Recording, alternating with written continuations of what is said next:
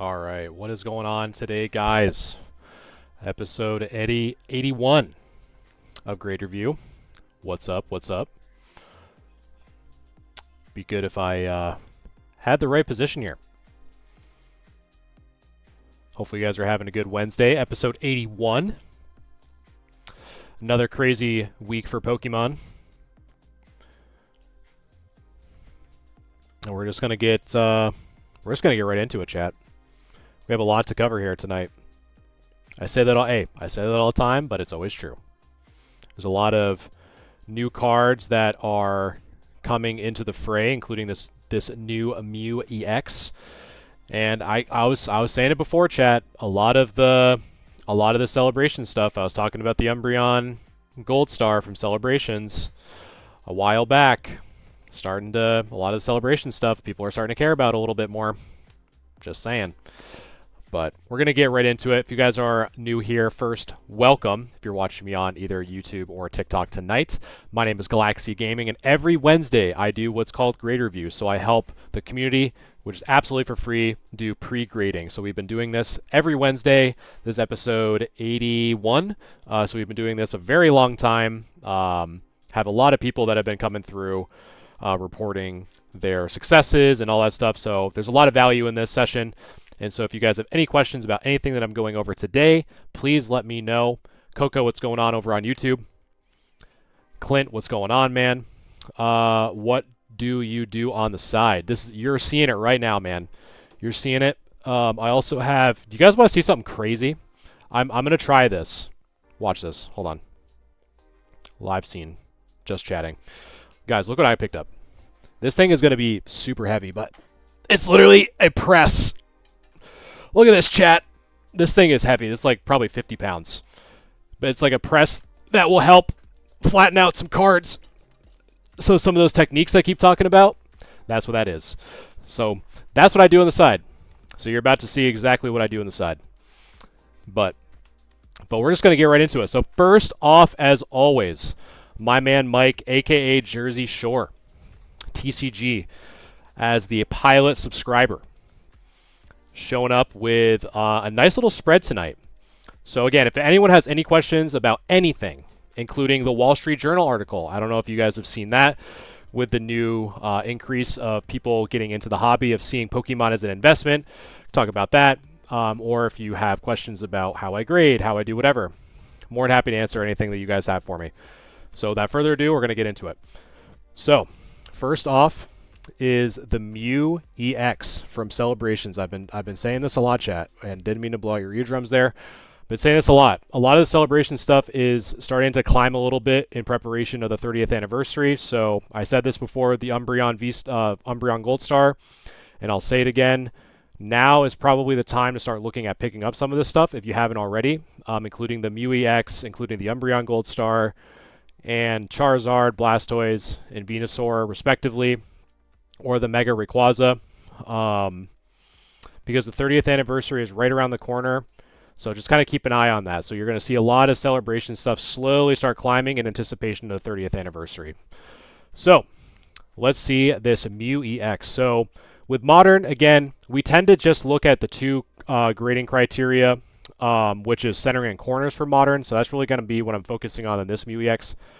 I would like to know the steps on how you pre-grade. Well, Clint, you have come to the right place, my friend.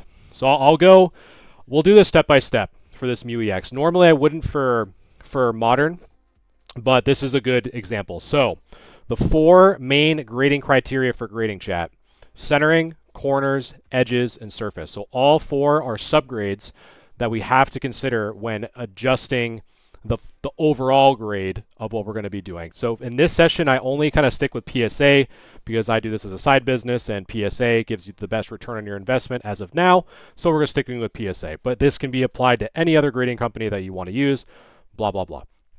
So the first thing that I always check is centering. So top, bottom, left, right. So on the centering, we have to be within 50-50, which is absolutely perfect ratio. So 50 on the left, 50 on the right, perfect measurements, perfect centering on the left and right, and top down respectively. On the front, so the maximum that it can be on the front is 55-45, and you probably won't see it with this Mew. When there's another card that does show it, I'll make sure to highlight it for you, Clint, or anyone else that's wondering about the pre-grading. But for this one, it's good. So the next thing I look at is corners. And it doesn't matter what direction you go, it's just all personal preference at the end of the day. But I tend to just simply go in counterclockwise motion. It's something that I'm not, tricks my brain a little bit, if that makes sense. So really the big thing that we're looking for is corners, especially on the front, because you really see more of whitening on the back than the front traditionally. But the front, we're really kind of looking for dings or dents or stuff like that. And so far, the top right corner of this Mew is good. So check that off. Next, I like to look at the top edge. That top edge looks fine. There's no major dings or anything like that. Alberto, what's going on, man? Welcome in, my friend. And John, thank you for liking the live. Appreciate the likes, by the way, guys. Help the almighty algorithm. All praise the algorithm. So I appreciate all the likes and shares. So that left corner, looking good. Left edge looks good.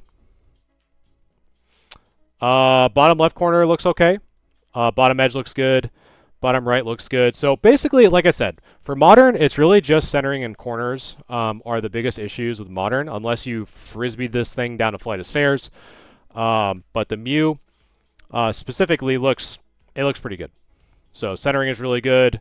Corners are good. Nothing that I really am too concerned with based off what we can see on the front. And we have some other angles as well. For example, this right side and this left side. There's nothing that I'm really noticing that's really kind of jumping out at me saying, hey, you should be wary of this or be concerned with this. All in all, it looks pretty good. Now we flip it over to the back. So the program that I use, Clint, honestly, is just baked right into Windows, which is just the snipping tool. That's literally all I use. It's just the snipping tool in Windows. So on the back, same thing. So centering on the back, one thing that I really want to make sure you guys understand, if this is your first time here, is the back is way more lenient than the front. And what I mean by that is what I was talking about the front being the max 55-45 to 50-50. Back is 75-25 ratio. So the back can be like what would knock the card to like a PSA 9 or even a PSA 8 condition on the front side does not apply on the back side. So it's way more lenient on the back than it is on the front. So the back looks good. So centering looks really good. The corners look really good on this top right side, top left, and then this edge looks really good. Bottom left edge, bottom left corner, bottom edge, bottom right corner, right edge, all looks really good. So in my opinion, just on this Mew EX alone, so it can be left heavy and it'll be fine as long as there is no whitening. Exactly, John. Yep, you got it. So, but that only applies to the back. So the back, technically, the centering can be 75-25, whereas the front can only be 55-45, right? You obviously want to have as close to 50-50 ratio as possible, which equals perfect centering, but the back is way more lenient than the front. However, there's way more instances of whitening on the back than there is on the front. So there's kind of like this weird trade-off, right? So the front really doesn't have a lot of whitening on like traditionally on the front, but the centering is really kind of nitpicked, where it's kind of the reverse on the back, where the centering isn't as like harsh from a grading perspective, but the whitening is really where it gets you on the back. I have a question. Which background color can you see clear on cards? So if you're talking about like a grade review perspective, Alberto, anything that has a black background is the best. And I actually made a video about this years ago, but I think it's worth repeating here. So anytime you see a picture of a card online, it's always best to either request that they take it against a dark background or if they've already done so. Because if they use, for example, a white background, having a white background will oftentimes hide or lessen the visibility of whitening on a corner, right? So you'll probably see it a few times actually during tonight's grade review, where if a card is taken a picture of with a really light background, sometimes it's really difficult to really determine if something is whitening or it's just the background. So the darker, the better, or something that provides the most contrast to see whitening on the edges. But yeah, man, I think for this for this MUEX, I think this would be a solid 10 contender for sure. The centering is perfect, corners are perfect, and I really think, and again, I'm not trying to be like a speculator, like crypto bro or whatever, but I really do think that some of the classic collection from the celebrations, I talked about it with the Gold Star, I've talked about it with the Birthday Pikachu, I really think they're good cards to kind of start picking up. So, just saying. Because once 30th anniversary subs starts rolling in, there's going to be a lot of people looking back at, I mean, it was no different than Generations during the 20th anniversary. It was no different. Absolutely no different. That one walked up to my table this weekend. Nice, dude. Yeah, it's nice, especially getting it at a percentage. That's really killer. And again, if you guys are new here, if you need to know how to submit your cards for a grade review, which is, again, everything that I'm showing off today is absolutely for free. Please feel free to let me know in chat. Otherwise, I'm going to keep on with Mike, or Jersey Shore, as what he likes to be called now. We're going to go right into his Blaziken VMAX. So let's take a look. So centering on this one. So this one I've talked about, well, not this one in particular, but VMAXs specifically.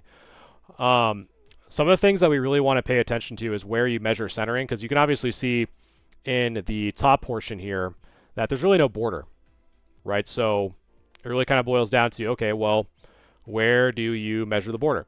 And traditionally, it's more in this bottom middle section is where you're really kind of looking, which is going to be here and here in those two circular spots that I just marked, and I'll kind of make it a little bit thicker so you guys can see on stream. So we got one right there and one right there. So that's really where you kind of measure the centering for something like this. So let me take a little bit better picture here.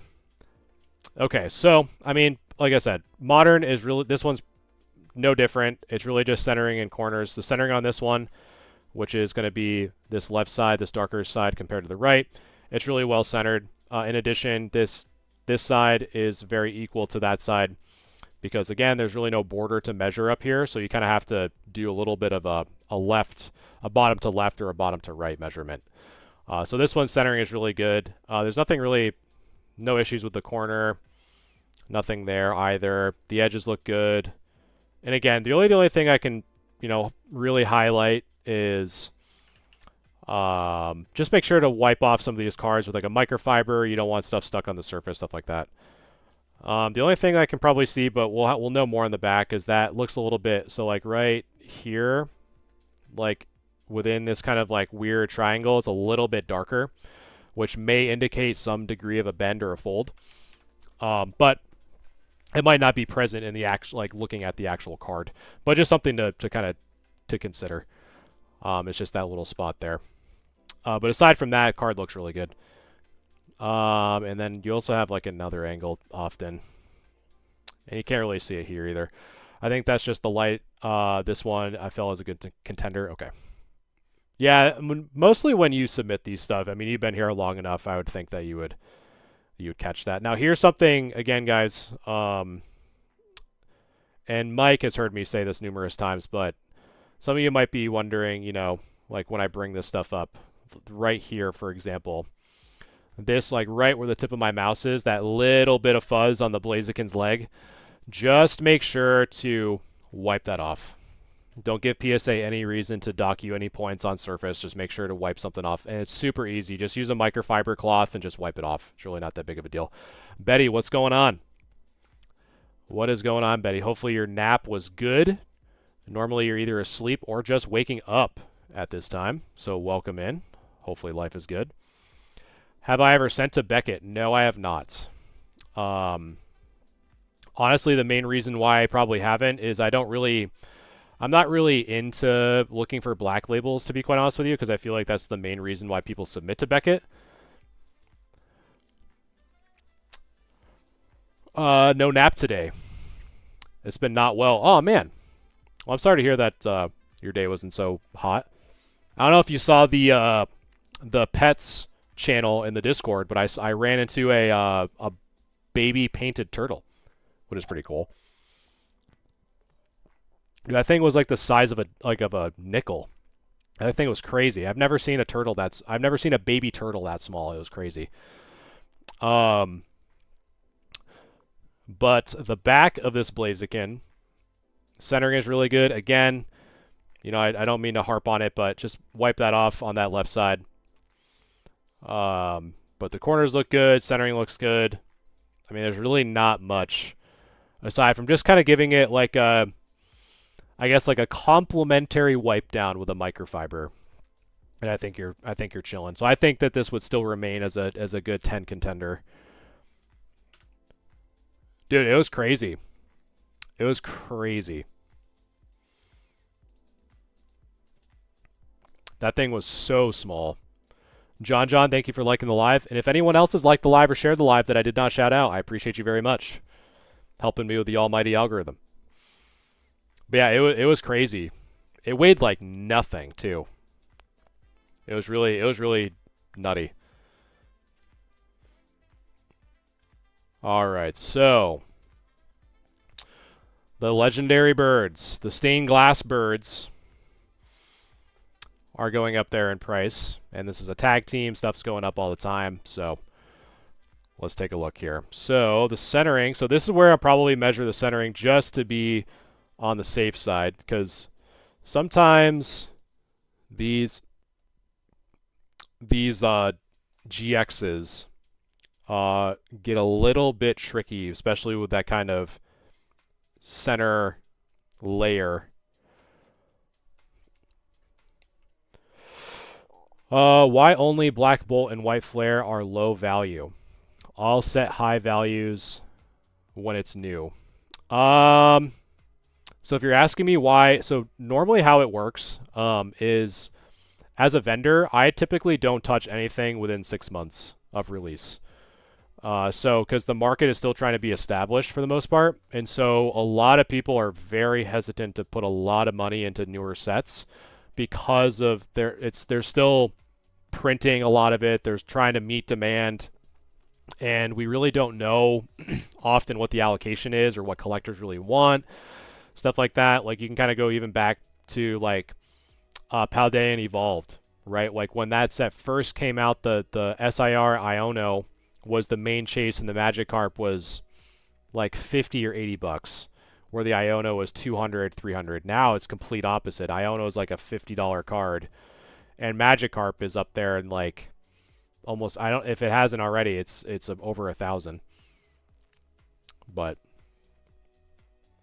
I got my first jumbo slab, and it's silly big. I wonder which one did you get, Betty?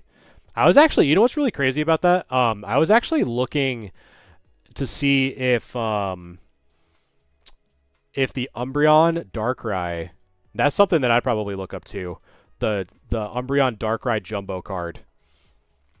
That card looks really, really crazy, especially with the buildings in the background. That being a jumbo card actually looks really good. But what do I know? Centering. That's what I was doing. So this one's at a little bit of an angle. Eric, thank you for the GGs, my friend. Thank you so much.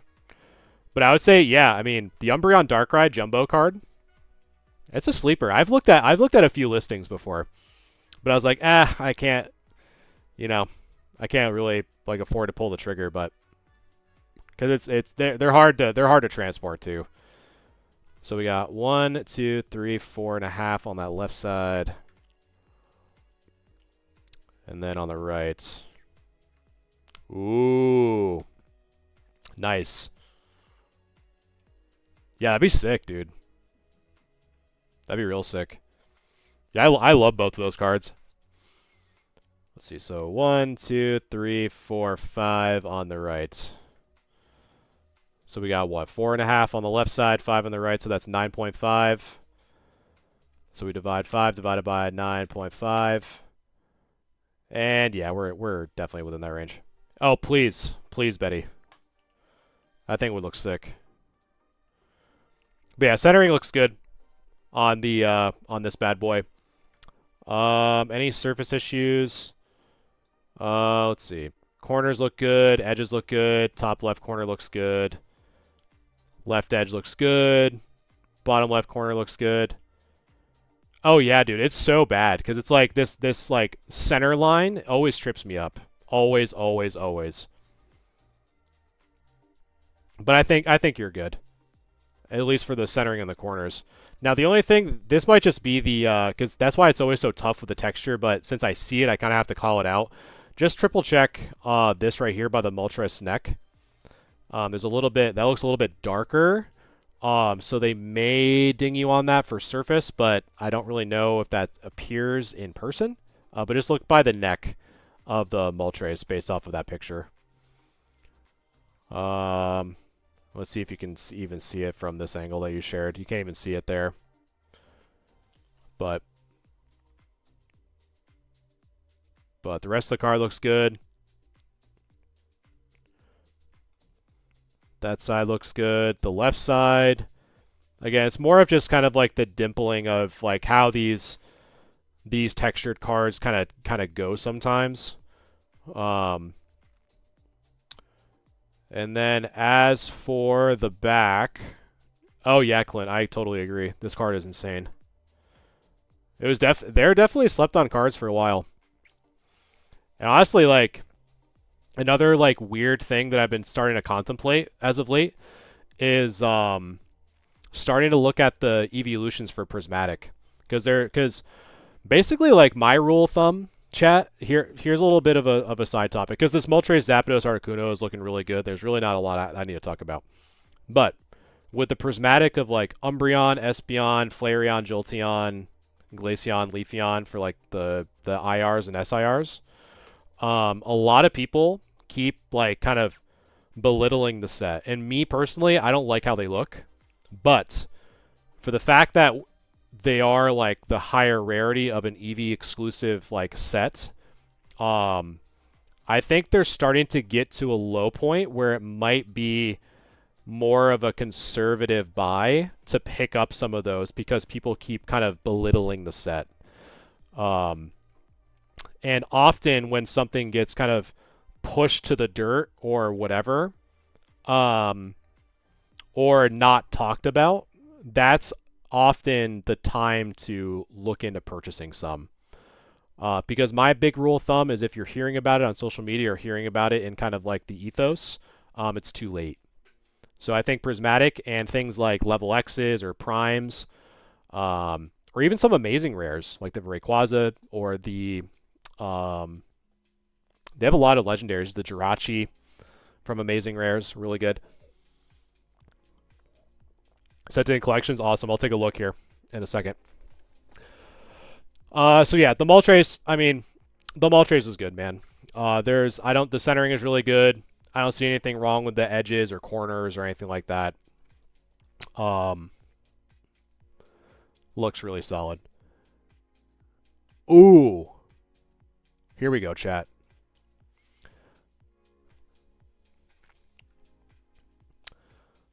The 2001 Timeless Celebi movie promo jumbo.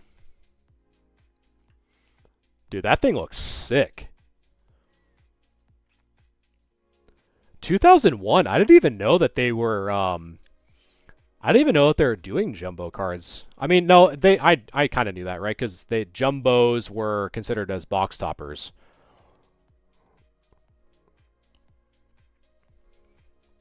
The jumbo slabs? Oh, I bet, dude. Hey, I remember these cards. I remember these cards, Betty. These look familiar to me. The Lugia and the Umbreon. That's super sick, though. I feel that Umbreon 913 up go in 10 4K. But yeah, like, I mean, that's why that's why I try so hard to drive home the point for Modern, guys. If you're grading Modern, it is PSA 10 or bust for that exact same reason. And for me, WotC, it's 8 or higher. If it's Wizard of the Coast or like Gen 3, Gen 4, Gen 5, you know, Gen 5's a little because it like that people started to take better care of their cards because there's more availability. But for WotC especially, if a card can get a PSA 8 or higher, I think that's great. But for modern, it's 10 or bust. It just is what it is for that exact reason. But that's sick, though, Betty. That's super sick. But yeah, I think this Moltres, dude, I think you have a good shot at a 10 for sure on that one. And then I think so there's two MVPs for tonight, chat. I don't mean to spoil it, but I kind of did in the announcement. So the two that I'm really excited to review tonight are the Celebi, which is what we're looking at right now, and Jersey or Mike. You're going to have to talk about how you pick this up, because I'm assuming it's good enough to be in here in the grade review. Was the Celebi, and there's a Crystal Ho-Oh, which is insane. Dude, a lot of Celebis. It's like Celebi night tonight. So super stoked to look at this bad boy. So the one thing that I will say about this Celebi specifically, it's kind of weird because traditionally with colorless Pokemon like Snorlax or Dragonite or Chansey or Lugia, their holo is what really drives the difficulty up with grading cards. But this Celebi specifically is a very unique case where it's almost the reverse or the polar opposite, where this whole black moon here that's unholo or non-holo tends to show scratches as easily as some of the colorless or white backgrounds. So that's really going to be the main area of focus is in this kind of dark moon area, because you can kind of already see one right here. But I got this in a trade. Nice. Yeah, man, I love vending. It's fun. So centering is really good. Let us first take a new snip, because I'm going to be kind of doing my best, especially for vintage, because we now have a lot to kind of consider here, especially for a vintage card. But yeah, Betty, Betty, would you say Celebi is your, because you like Espeon, but Celebi must be a close second though? No, I feel like it is. So this Celebi, so the corner is good, edge is good, that corner is good, that edge is good, that corner is good, that edge is good, that corner is good, that edge is good. So the corners and edges from the front look to be okay. Now it's really just kind of the front. So we have some dirt here on the Celebi, right on the cheek there. And we're gonna look at other angles here in a second, but you can kind of see what I was kind of talking about here in this darkened section. So we have a scratch here, one here, one possibly here, and then in this kind of general area. So a lot of that scratching from the non-holo perspective is kind of coming up a little bit strong from this picture specifically. But the text looks good. It is a first edition stamp, which is really good.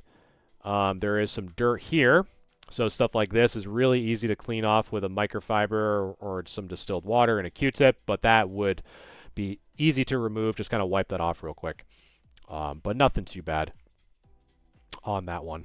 But that's my markings for that angle. So we have... So that one's really not too much. It's really probably this one that's going to show the most. And you can kind of see some of those issues around the earth here. Again, some of that issue on the cheek there. But the holo itself looks okay from the angles that you've shared. Because again, there's really not a lot of holo on this card specifically. But it's really just the black part of the earth that's really kind of cause for concern. Now for the back, let's take another. screenshot here and start writing this up. So the centering, again, the centering is good on this. But it's really just, so like all this on that top right side, can't really see on there. We have some surface issues, like from this section. We have some here.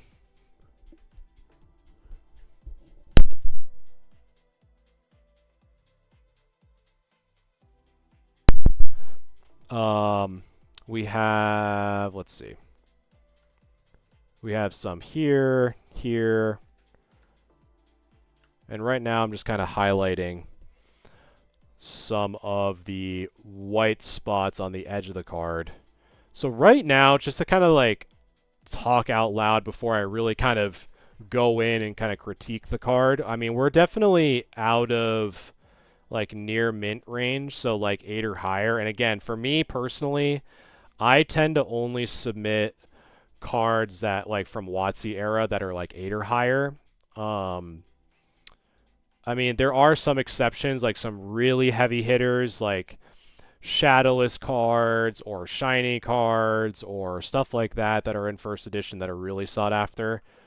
So I think from a worthy to grade perspective, I would probably double check what the prices are for what we're about to assess it at. But right now, just like these are all kind of the marks that I just kind of put in the back of the card. Probably wouldn't think it would get any higher than a 7. Because the fronts, so we'll kind of do the quick and dirty assessment. So the front, it's really just kind of the scuffs and dings in the black part of the world in the background. So right off the bat, we're kind of in like a 8, 7 range, depending on the severity of it. There's also some dirt that you can just clean up, so I'm not really too worried about that. But being as though we're already kind of like in an 8 to 7 range, we also have a lot of surface scratches. We also have a lot of whitening on the back, in kind of all the areas that I kind of have highlighted here. But it's not enough to where I would say like mod play. I would say if there was more whitening or more predominant whitening, you'd probably get more closer to that category. But my guess for this Celebi would probably be more towards a 6 than a 7. And that would probably be my only guess. So again, why do I think this Celebi first edition would get a 6? So the front has a lot of scratches on the dark part of the planet there. The corners and edges and centering actually looks really good, but it's really more towards the back that I'm really kind of worried about. So all the stuff that I kind of have marked in green, on the surface, it's more surface wear. Around the edges, it's either the corners or the edge wear that is predominant enough to where I would feel uncomfortable calling it near mint and more comfortable calling it light play, which to me equates to a 6. Now, if there was more whitening or more bends or more scratches, stuff like that, we could then start talking about mod play or PSA 5, but I would say this would be a good 6 contender because of everything that I just kind of mentioned. I know, Double. The moment I said it, man, the moment I said it, I knew I was in trouble, and I just had to lean into it. It is what it is. So that's kind of my 2 cents, Mike. So the question would be, you know, if it were my card, would I submit it? I probably wouldn't. I'd probably just sell it as LP or light play. Because the time that you'd have to spend more integrating it and then not having it come back as an 8 or higher, it's not like a crazy chase from the Neo set that's outside of a Shining. You kind of have to kind of weigh those factors in. But thank you as always, my friend. Next up, we have OG Dangle with some Legendary Collection and some Skyridge e-readers.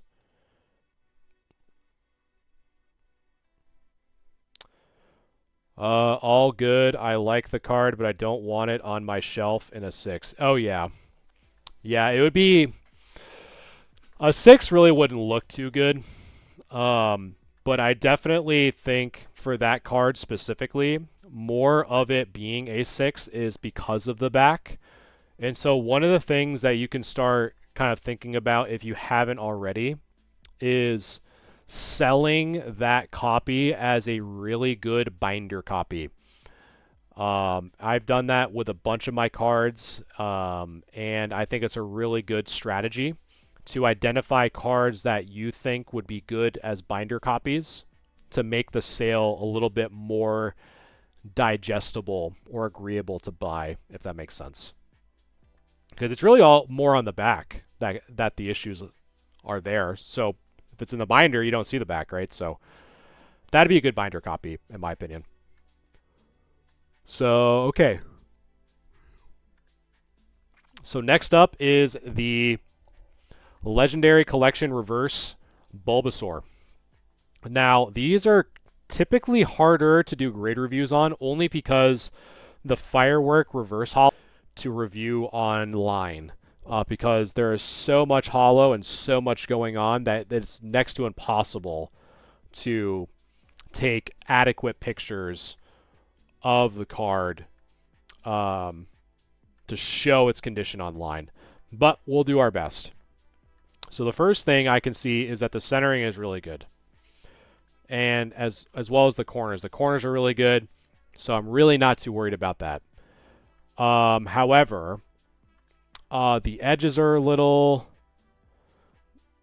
suspect of like on this right side, but again, it's really kind of tough because you really can't see it because of how crazy and chaotic the firework pattern is. But the back of the card, that will probably be our best determination on how the overall condition is going to be on the back. So the centering is good. It's really just more whitening on the back that I kind of see. And so what I'm seeing, Justin, thank you for sharing the live. Appreciate you very much. So what I'm kind of seeing here is we have some whitening here, a little bit on the top. So right now, kind of talking out loud, you know, we're out of that PSA 8 or higher range just because of that whitening alone. We're kind of in like the 7 range. Bottom is good. Have some whitening here, some whitening here. But yeah, that's really all I see on the back of this specifically. So I would probably say that this Bulbasaur, in the condition that we're seeing it in, because again, the front is super hard to do an assessment on because of how much holo is on the card. Kind of take it with a grain of salt, right? So we're kind of going into this, really, we only see a little bit of scratching on the right side near the Legendary Collection symbol, kind of like in this section here. And hopefully I can kind of show it, like right where my mouse is, which looks like scratching. But it's really hard to tell. So on the back is really where we kind of see most of our issues. So with what I have kind of highlighted in green, I'm more inclined to call it a 7. But if there is more damage on the front in person, then it'd be more towards a 6 or even a 5, depending on the severity of the scratches. So as a good rule of thumb, guys, if you ever see Legendary Collection cards posted online, be very, very cautious. The reason being is that it is very, very difficult to get really good pictures of all the damage and all the scratching on the holo because of how chaotic and bright and vibrant the firework holo pattern is. From this picture specifically, I have no confidence to tell what is a scratch and what isn't a scratch, or where the scratches are versus where they're not. So just kind of keep that in mind. If someone is saying that a card is near mint, that is a Legendary Collection card, go into it with a side of high caution because you can hide it a lot. And it's really just difficult to assess. So I would say just based off the back, probably a 7, but if there's a lot of scratches in the holo, 6 or worse would be my guess. Let's see.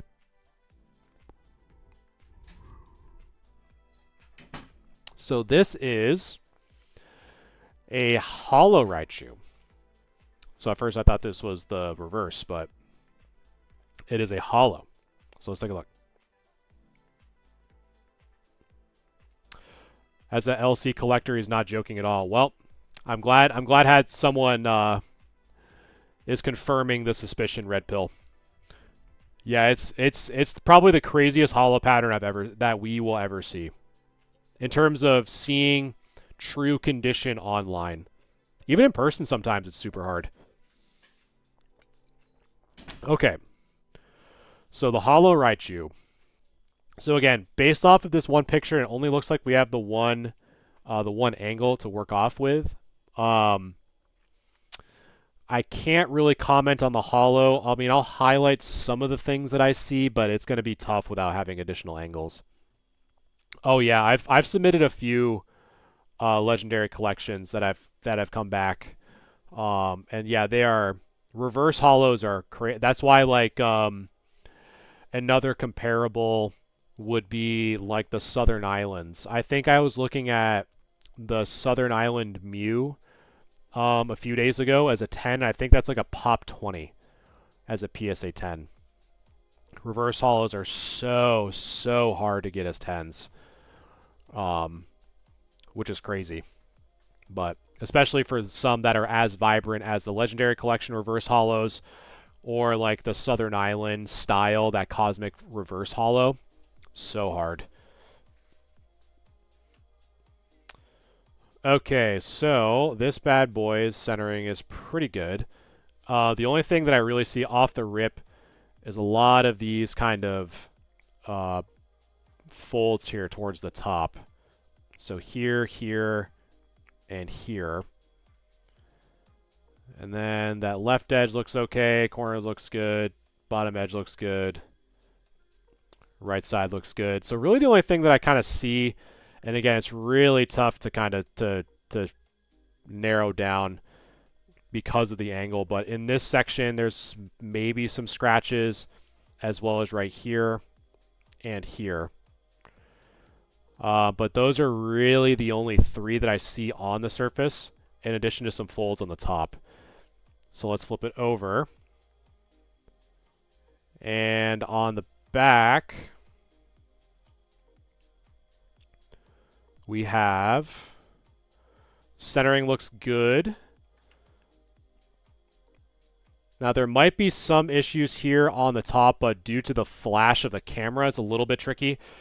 And again, if you guys have been here before, I apologize for you hearing it, but one of the things that I always like to bring to your attention, especially looking at cards online, is always take note of the light source.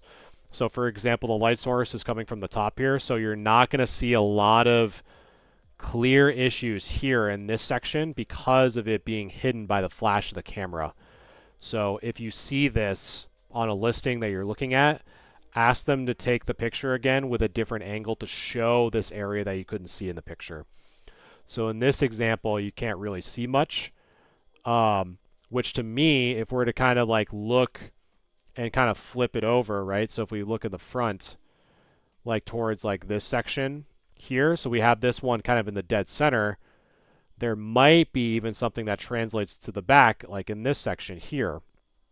But due to the flash, it kind of hides it a little bit, which is kind of the point that I'm trying to make.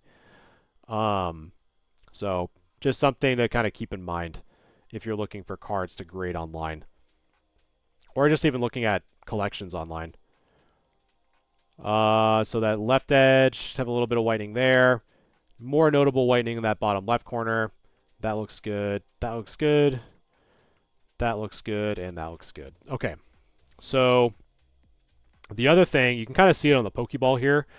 So I highly recommend, even if you guys don't like the idea of cleaning cards, one of the biggest things that you can do that it's super easy, it doesn't add anything to the card, it's very safe as long as you practice, is something as simple as distilled water and a Q-tip and or a microfiber cloth. So one of the things that allows you to do is help remove some of the dirt and grime that might be stuck onto a card. So what I mean by that is stuff like this that I have circled on the Pokeball in the bottom part, and this right here in kind of the middle section, those look like dirt marks that, if left untreated, will reduce your surface subgrade, which will ultimately impact your overall grade. So taking the 2 to 3 minutes to clean this stuff up will possibly bump your grade up just from surface alone. And it's super easy to do. I've talked about it ad nauseum on this channel. But those are things that I like to highlight as something you can do at home to help your chances of getting a good grade. So for this bad boy, again, I kind of like to work outward in. So do I think this card would get an 8 or higher? No, I don't. Just for complete transparency, the main reason is just that top fold alone on the front side. Now, do I think this card would get a 4 or lower, meaning, you know, kind of heavy play or damage? No, I don't think it's bad enough to warrant a 4 or lower. So right now, we're in the range of a 7 to a 5. So that's kind of our range of kind of narrowing down where we think this Raichu would be. So with something like this on the top, you know, this is immediately going to put us in that 7 and start getting close to getting to a 6 or light play. So we have some possible scratches on the front here. So we have some of those folds, those minor folds on the top. We have some of the scratches on the front. In addition, we have some possible whitening and some possible issues here on the top of the flash. So right now, I'm thinking more towards a 6. Having said that, is there anything else on this card that makes it worse than a 6 to kind of move it to a 5? So the sides look really good. This left side, I think a lot of the whitening really isn't that bad in the sense of, you know, we got 1, 2 points of whitening that we can note, but then the stuff here can just simply be cleaned off. And if you can't, then obviously that's going to have an impact on your surface, but just kind of keep that in mind. But I would probably say if this is worse in this kind of hidden layer on the top, you probably lean more towards a 5. But I would probably say more towards a really strong 6. You might get lucky with a 7 if someone's like really off their game that day. But the conservative side of me is saying that there's probably more damage hidden in this illuminated section, which would result more in a 6 than the other number that's above that 1. I'm not going to say it because I've already said it once, and I've already got it out of my system. So probably a 6 for that Raichu. All right, so next up, chat, we have a good one. If you stuck out, we're about to look at a pretty crazy card,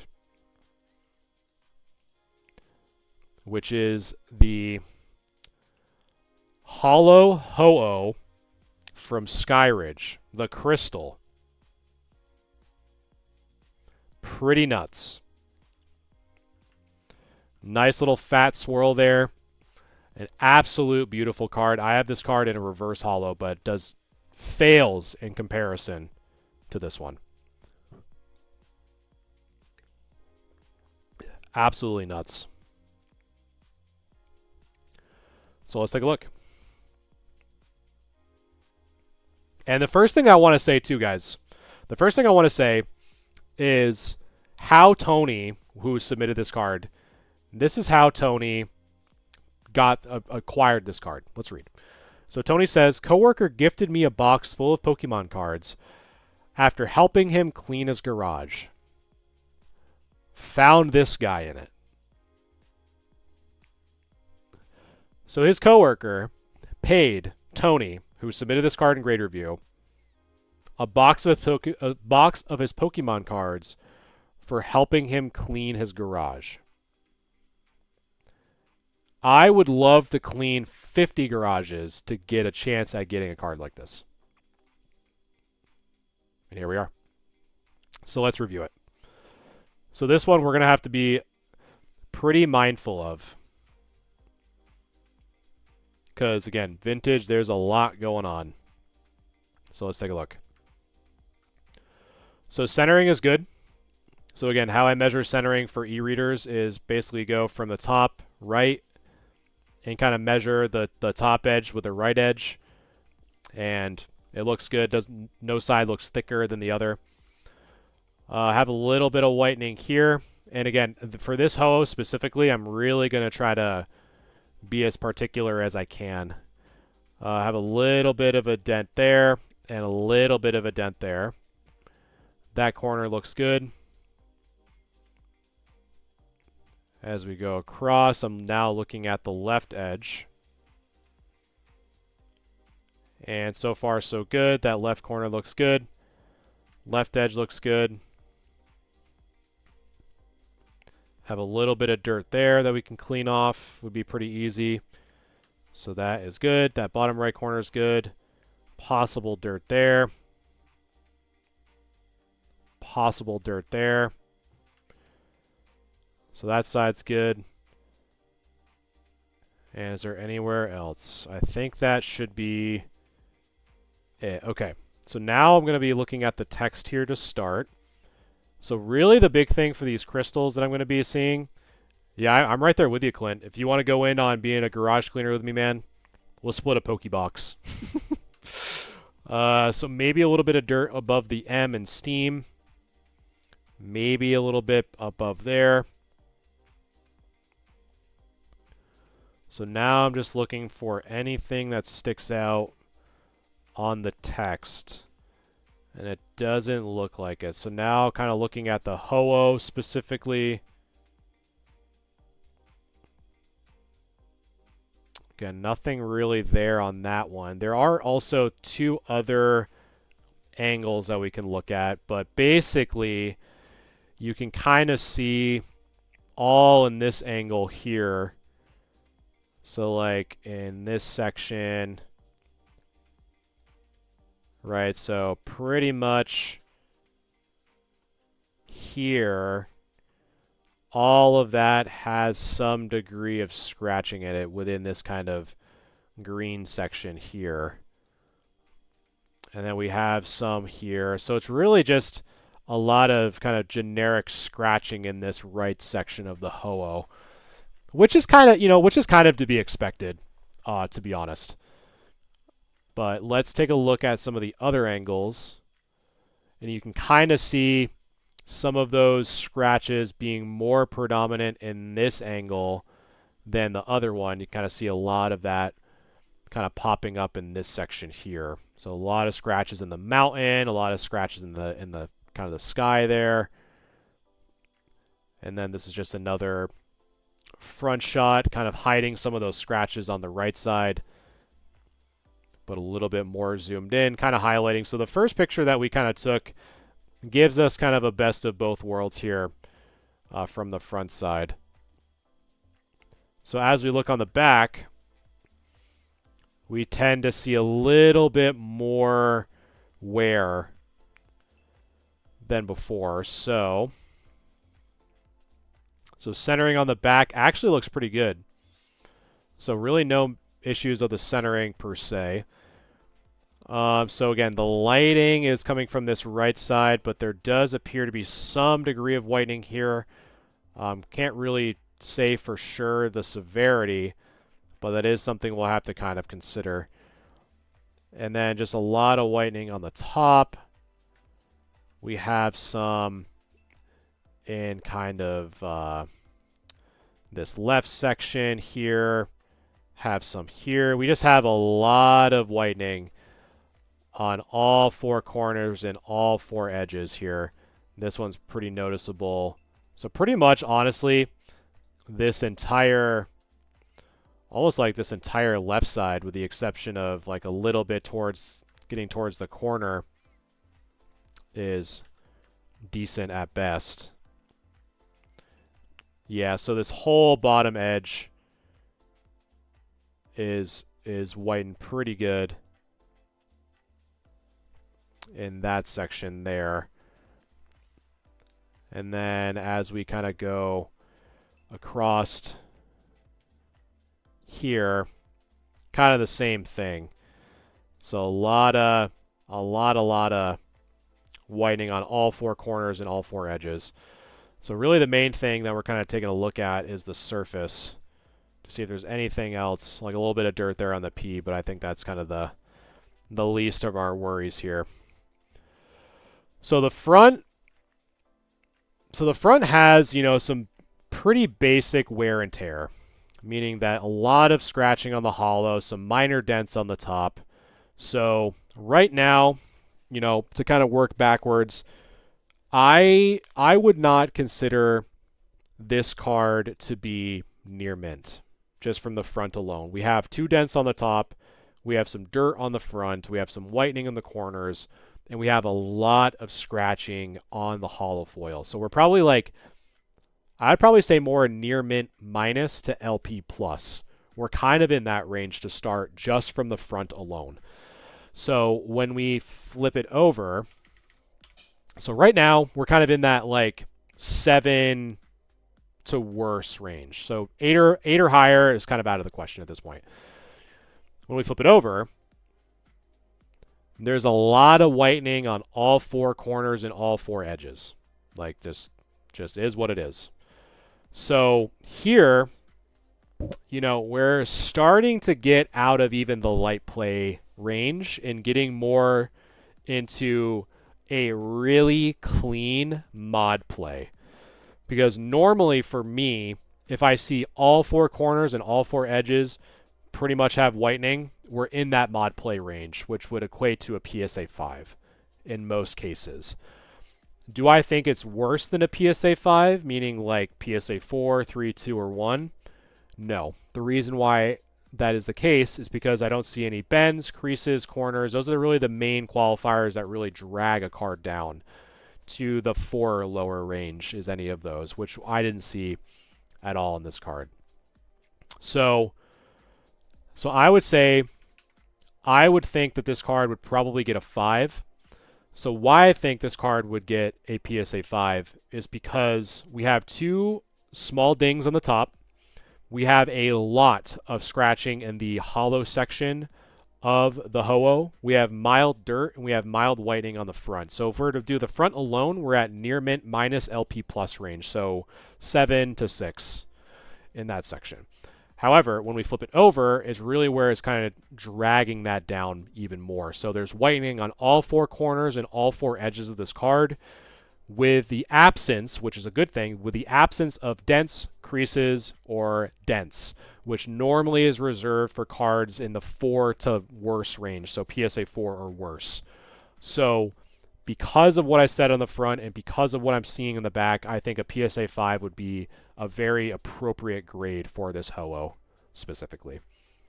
Pringles, thank you for the follow. Appreciate that very much, my friend.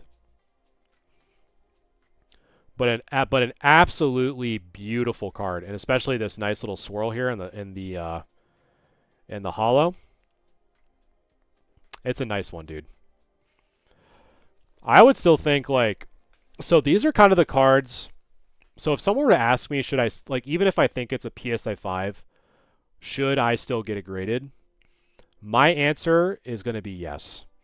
The reason why I think, even though this card would most likely get a PSA 5, why I still think it would be worthy of grading, is market analysis for a card of this caliber is extremely difficult to do in a raw format, meaning that there's not a lot of these cards that surface in TCG Player specifically. So a lot of the sales data is going to be pretty inconsistent or outdated. Whereas the next step, if you're trying to price this out, you would probably try to go in the range of finding the PSA equivalent and kind of adjust there. And so that's why I think if you were to submit this card to PSA, it would be a better use of your time, because you don't have to do that whole back and forth of, well, I can't find accurate listings in the raw version, so let's just kind of both agree on a grade and price it from there. Just grade it at that point. So that's kind of my opinion on why I still think you should grade it, despite it possibly getting a PSA 5. Do I grade One Piece cards? So Pringles I used to, but the really sad truth of content creation is you can't diversify.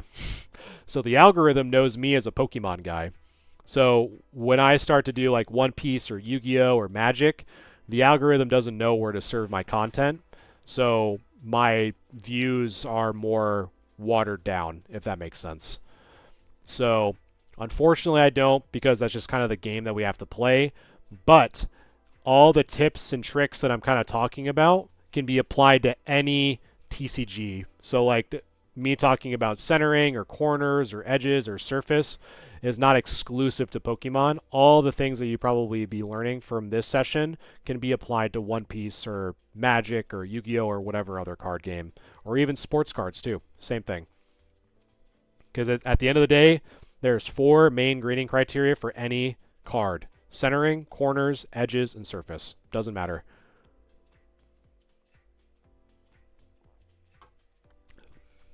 But that's definitely a good question. All right, next up is the Detective Pikachu. Back in 2023.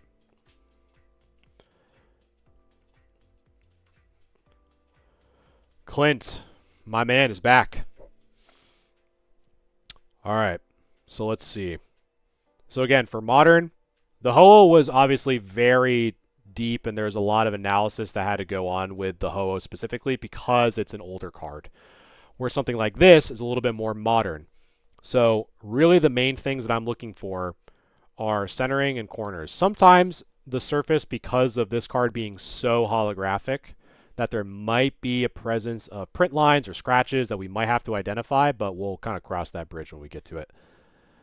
But the centering is really good.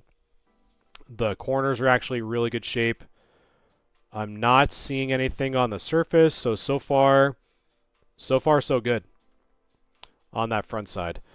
Now the back side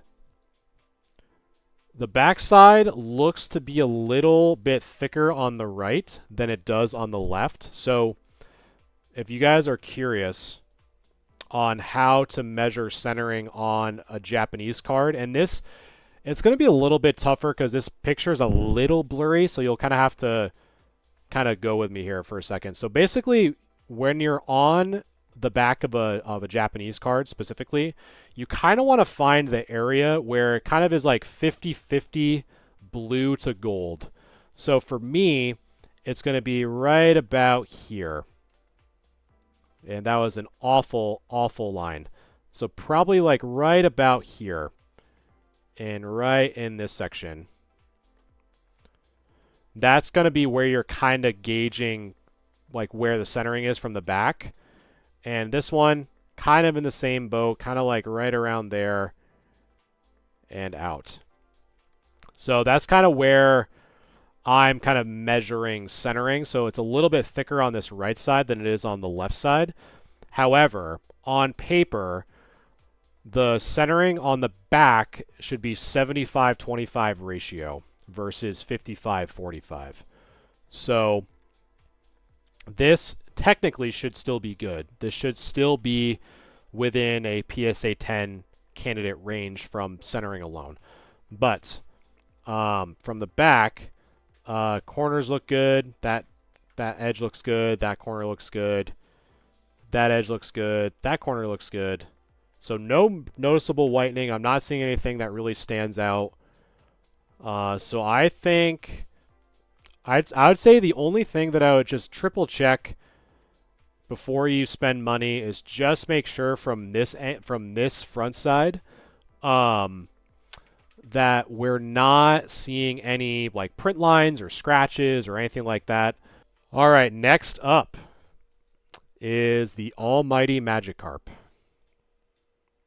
And one thing that I actually wanted to talk about with this Magikarp specifically is I don't know what it is about this card specifically, but one of the main reasons why it's so expensive from a PSA 10 perspective is the difficulty of getting this as a PSA 10.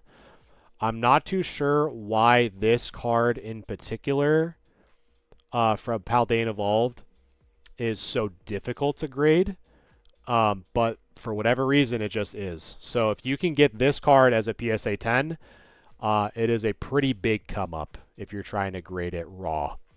So hopefully we can get it there, but it is very difficult. So again, same thing that I kind of talked about with the Detective Pikachu, I'll also kind of bring over into this Magikarp. I can't really see, there's not a lot of pictures to show if there's print lines or scratches on the holo, so just kind of keep that in mind. Centering is good, corners are good, so the front looks really good. Now, with the back, this is probably where you're kind of, again, going to fall victim to that PSA 10 or bust, because the first things that I am seeing on the back of this Magikarp is, so first, centering is good. Seeing possibly something here and here. We have, I don't know what this is in this section, but that is for sure some degree of whitening or a fold or something like that. I'm not too sure what that is, but it's really this right here that also looks to be a pretty noticeable bit of whitening, in my general opinion. The rest of the card, maybe a little bit of whitening there. But again, it's really not the main focus of what is making me second guess it. It's really just this top left section here. And I don't know if you guys agree in chat, but that looks a little bit like something. It doesn't look like a camera issue or whatever. That looks a little bit too aggressive. And this also is a little bit too noticeable for it to kind of squeak by as a 10. So unfortunately, I don't think this card would get the 10, this Magikarp specifically, because of the back. And again, that's why I believe this card is so difficult to get as a 10, because of those little imperfections and whatnot. You know, at the end of the day, it sucks. But, I don't know. This fish is hard to grade, I guess. I'm not really too sure. But, alright, so next up, we have Coco, a new member of the community. And again, if you guys are new here, I do free pre-grading streams every Wednesday. So these are all people that have submitted their cards, just looking for a second opinion before they ship them off. So if you guys want to know how to submit your cards for a future grade review, just let me know in chat, and I'd be more than happy to go over how to do that. So Coco, if you are in here, we are about to go over your cards. I think you're over on YouTube. So let's take a look. So the first thing that I notice that some people ask me if it will take back the grade is you can kind of see a little bit of a bow here in the Persian specifically, and normally this is due to some degree of humidity. So what I like to do is kind of put some heavy weights onto this. Like the easiest way is to put it in between a heavy book and put a lot of weight so that the pressure is distributed equally, and keep it in there for like 2 or 3 days. So what happens is that the fibers will flatten the card out under the pressure over the course of a few days and have it do so over a span of time. So normally they don't reduce your points because of it, but it's always something that's smart to do ahead of time if you decide to grade it. But aside from that, the centering looks good. I also had a really bad binder, so a few of these are kind of bent. Gotcha. Yeah, but this one in particular, it looks more of like the humidity kind of bowed it and less of the binder, which is good because it's that tells me that I can kind of be fixed. Okay, so the back looks okay. Really, the only thing that I probably would ask you to double check, and I think this is probably going to be the easiest way for me to show it, is this back right side. Right in this section. So normally when I see something like this, it's kind of like sudden discoloration, is that this either tells me that there's some like fold along the edge, or it's a lighting issue.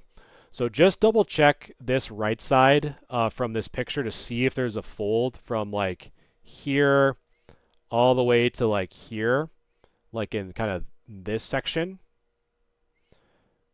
But because of it kind of like bowing and kind of making a little hill from the back side, that might not be. So, but just something to consider. But aside from that, the centering looks really good. The back looks okay. I think this is where, again, I'm kind of leaning more towards it being humidity. So one of the things that you can kind of see in very humid areas is what is kind of called as like crocodile skin, which isn't marked negatively against a score, because there are humid climates like Hawaii or Florida or Louisiana that will have a higher like humid climate. So sometimes these cards will get what's known as kind of crocodile skin on the back. So if that is the case, there is more likely than not going to ding you from a grade, but that is something to be aware of in those areas. The discolor is there. Okay, so if there is discoloration there in that right side from what you're saying, then probably just because of this card, you know, being Japanese, being a lower sought after card, I think there's a little bit too much at stake going against you. So if you're, again, modern for me personally, 10 or bust, and that's kind of the collective agreement with all collectors at the moment, I probably wouldn't grade it just to save you some money, to be honest. Just because of what we saw on the front, or not on the front, what we saw on the back, in addition to some of the discoloration that you're kind of talking about.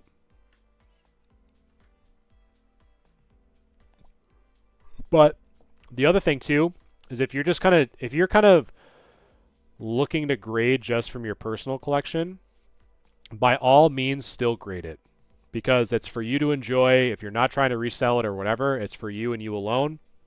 Go for it. You know what I mean? Don't let the return on your investment ruin your desire to grade something if you just end up just trying to keep it yourself. So just kind of keep that in mind. So the purloin. So the first thing that I see that you may be able to help identify is this right here. So that's a little bit of a shine there, which tells me that there might be a chip or a ding on that top and that bottom right corner of the purloin. So you might be able to kind of confirm or deny that in the bottom right side. But in addition, I'm also seeing whitening in the top right corner as well. Only because even though it's a white background, which again I was kind of talking about, you know, it's harder to see whitening on a white background. But what you can see is it kind of like does a little dip here, which normally indicates that there is some whitening here. So from what I'm seeing on the front on this bottom right side here with that little shimmer, which kind of indicates to me that there's probably a ding and a little bit of whitening on that top right side, probably wouldn't warrant you getting a 10 for this. Now, there are instances where there is very, very mild whitening on the back that I kind of call as gambler's 10s, where sometimes I've seen those get 10s, sometimes I've seen them get 9s. But I think for this specifically, since it is more noticeable, especially if I'm, as someone online looking at a picture, if I can see it, then you probably can see it much more clearly and more pronounced in person, which would indicate it not sliding to get that kind of gambler's 10, if that makes sense. So again, this one probably wouldn't get the 10 either, So if this were me, I probably would refrain from sending it in. But again, that's just me. So let's see for this bad boy. So again, the only thing that I really see here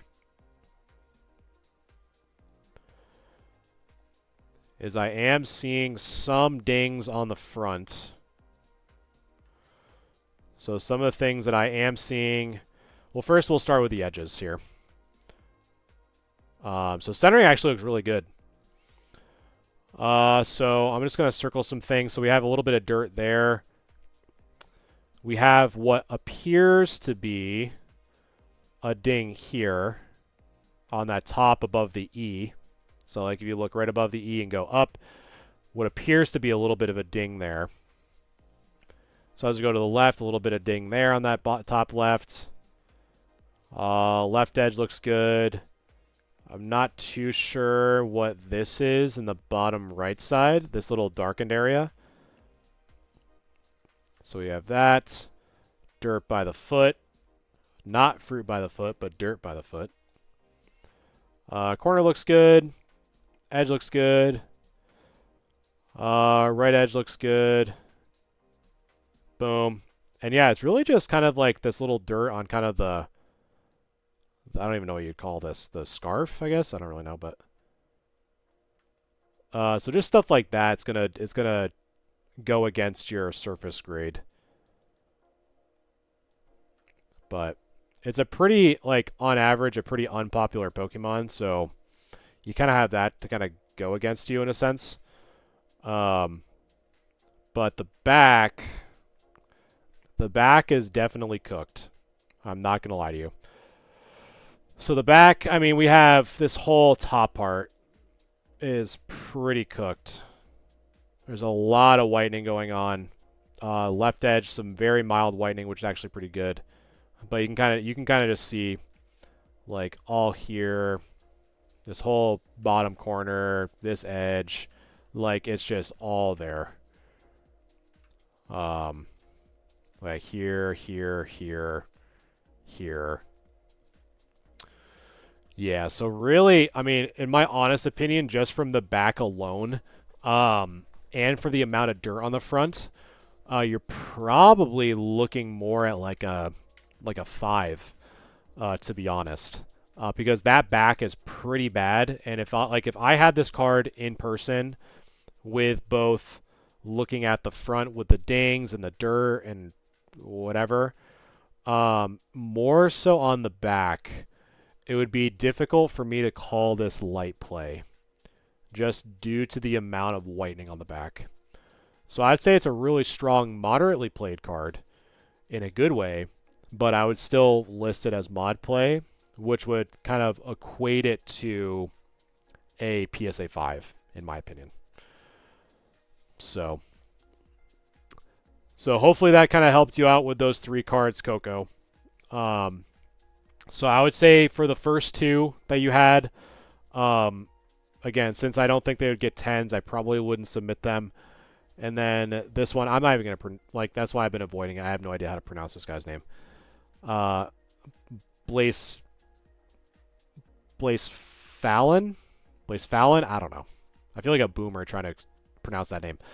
Not very popular. Just a standard GX. Pretty beat up, and probably only get a PSA 5 at best. So I probably wouldn't submit any of the 3 that you've submitted tonight. Just, that's kind of my 2 cents, but save you some money. So hopefully that helps.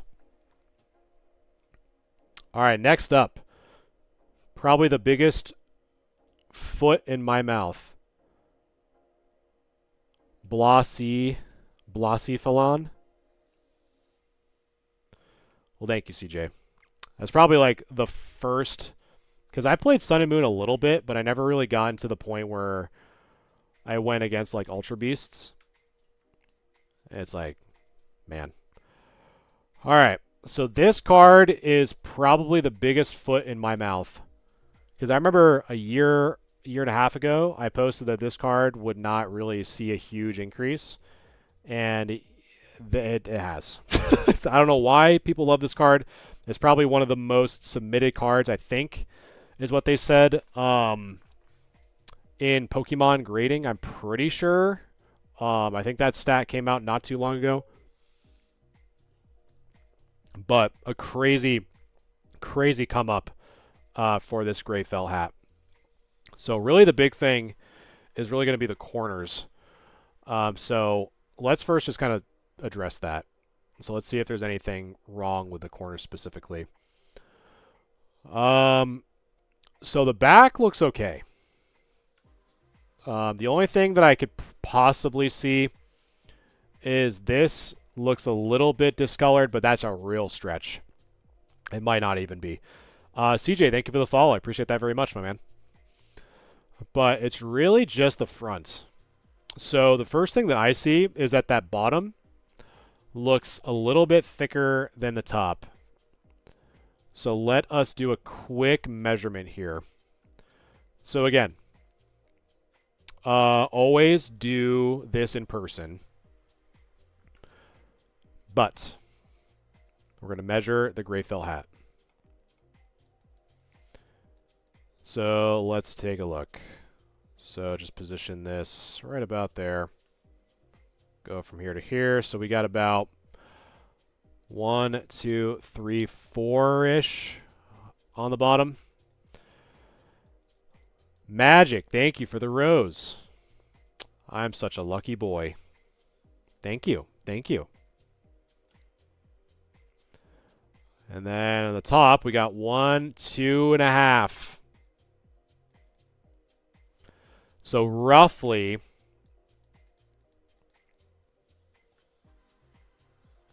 Texas Toad. What's going on, my man? Well, well, well. So we have 4 on the bottom. So we have 4 tick marks on the bottom. Roughly 2.5 on the top. So if we were to do the measurement calculation, so we add the bottom to the top, so we have a total of 6.5. So if we divide 4 divided by 6.5, we're at 0.61, which would equate to it not being eligible to receive a PSA 10 grade because of the centering alone. 88 roses. Wowzers, the Magic Man with the roses. Ah, Texas Toast. You are right. A part of my, some neuron just got just dusted off, forgetting that I called you Texas Toast. Because I think it was 2 streams ago. I don't think you're in the last one. I can't remember. My brain's cooked. 28 roses. Wowzers. Thanks, Magic Man. Appreciate it.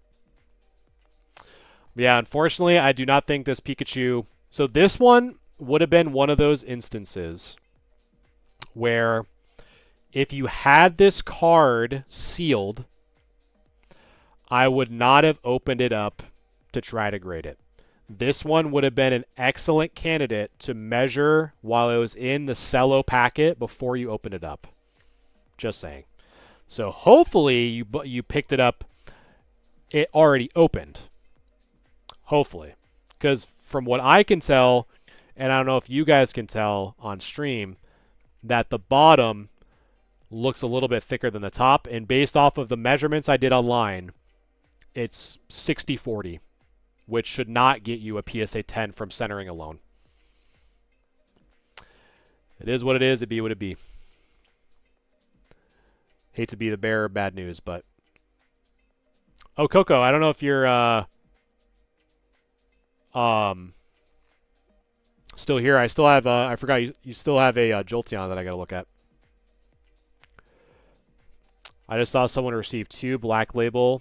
Oh, yeah, I think I, was it the one guy who submitted both in their sequential, right? Are you talking about that one? So I think I know what you're talking about. I think I know what you're talking about. All right. So more Pokemon Center promo Pikachus. Let us take a look. From 888. So centering is good, but the only thing, guys, I don't know if you can see it, but I can. We have a little bit of a print line going right down the middle. Almost like an indent line. I don't know if you guys can see that, but have a little bit of an indent line there. Or a print line, one of the two. Centering is good, corners are good. And holy cannoli. This seems a little, especially for a card from 2025. This card, unless they're known for having a lot of silvering, like this card has a crazy amount.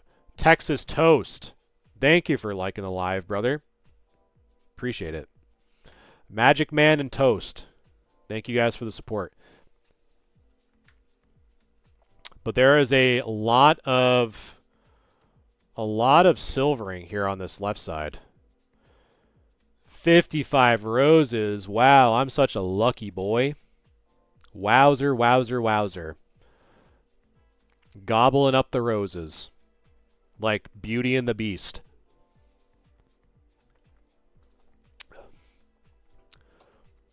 Magic Man is Belle, and I am the ugly beast in the castle. Thanks, Belle. Appreciate you.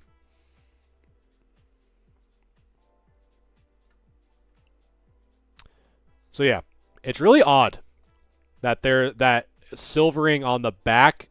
So there's silvering on the back of a Japanese modern card. Having all four of those come out of my mouth in one sentence is unheard of. Japanese cards are always known for their print quality, and I have never seen silvering like this on a Japanese card, let alone one from 2025. So I probably wouldn't submit this, to be quite honest with you. Magic Man submitted 295 roses. I am drowning in petals. Thank you, brother. Appreciate it. Some Galaxia Gaming salutes. Thank you, thank you. Appreciate it very much. But yeah, this one I do not think this would get a 10. That back is crazy. Probably like probably even like a 7, to be honest. As weird as that sounds to call this thing a 7. In addition to this print line on the left, this one's rough, dude. That one is cooked. Absolutely cooked. All right, Coco. I have your last Jolteon here. And this one, Coco, I promise, do not hate me, okay? Do not hate me for what I'm about to divulge. I hope I'm wrong. I hope I'm wrong. But that right side looks a little thick. Oh, it's fine. No worries. But it's the right side. Apple, what are you doing, brother? Playing too much pool with your brother. That's what's going on. You're trying to become a pool Sharpedo is what you're trying to do. You got to get your head in the game, dude. Pokemon sleeps for no man. I saw someone post a video today of trying to get in line to buy the new Mega ETB at a wedding. Like, if you're not having that level of dedication, why the frig are you here, dude? Where Pokemon people know nothing but Pokemon. We can't eat without thinking about Pokemon. We can't sleep without thinking about it. We can't get married without thinking about it. I hope he was the photographer. To be honest, I hope he was the photographer and missed every shot. Trying to just refresh, and missed every photo op. But I digress.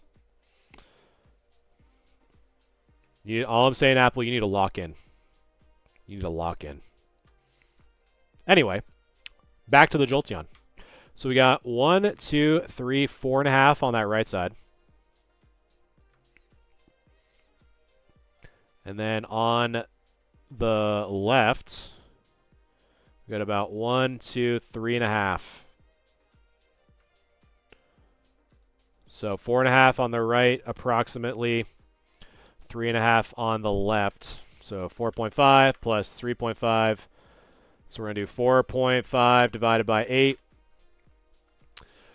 It is a point. It is a 0.56. Coco, I am so sorry. But based off of my calculations, if that is correct, again, always measure in person.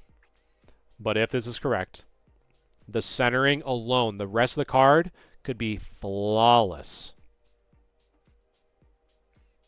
If it's outside that 55-45, on paper, it should not get a 10. Texas Toast over on TikTok saying a gambler's 10. Well, welcome, GT. I'm currently breaking the news to Coco that her card may not get a 10. So, you're here for that. But welcome. So, I would imagine that just because of the centering alone on this bad boy, it probably wouldn't get the 10. The other thing we'll kind of look at as well in the back to see if there's anything that confirms that, and there would be. So right here, so kind of more confirmation is probably right here as well. So boom, possibly, but more right here in that bottom right side.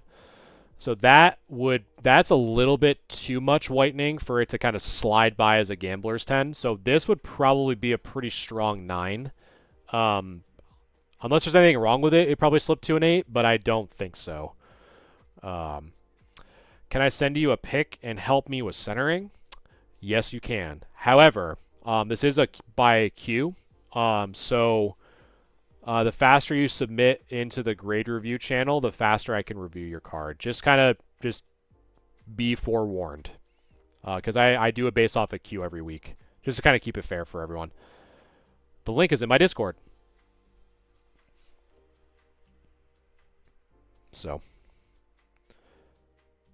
And so I think that was that it for everyone tonight? Let's see. Coco, I finished you. Jamai, I finished. Yeah.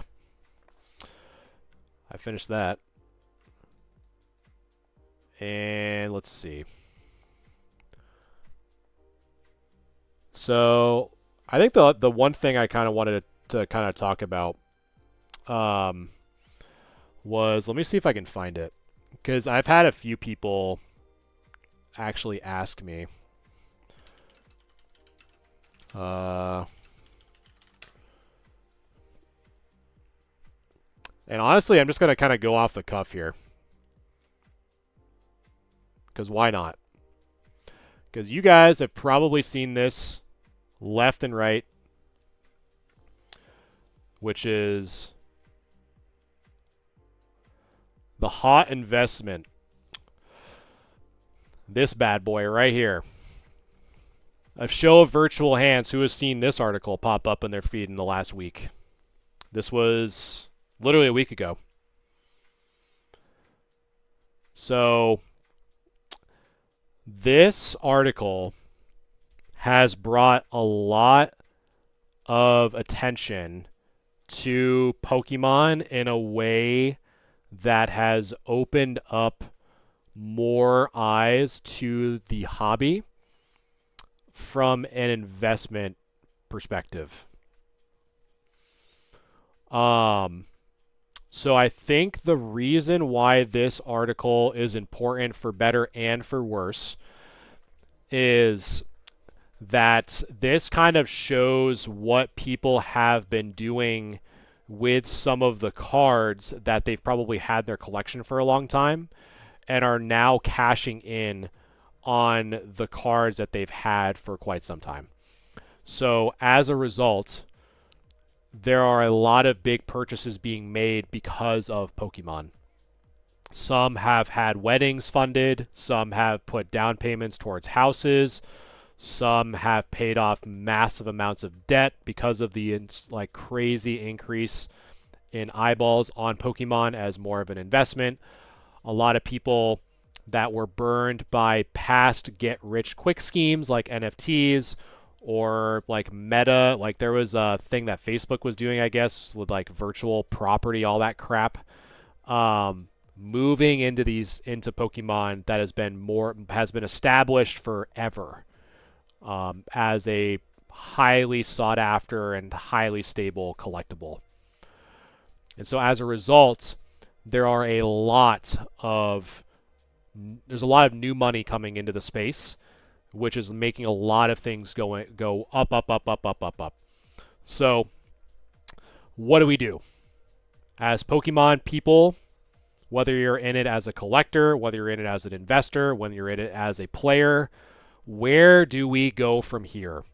I have lost track of how many people have talked about like a bubble popping or it's going to the moon or whatever. It's just there's so much uncertainty kind of going in and out of this. So what do we do? I still think the conversation that I had a week or two ago rings truer now more than ever. The fact that if you need the money, sell. If you don't need it, but will take a offer of, too good to pass up, display it and have it at an inflated price. If you're falling out of love with a card but want to still stay in Pokemon, trade it at trade shows. Otherwise, if none of those apply, hold it.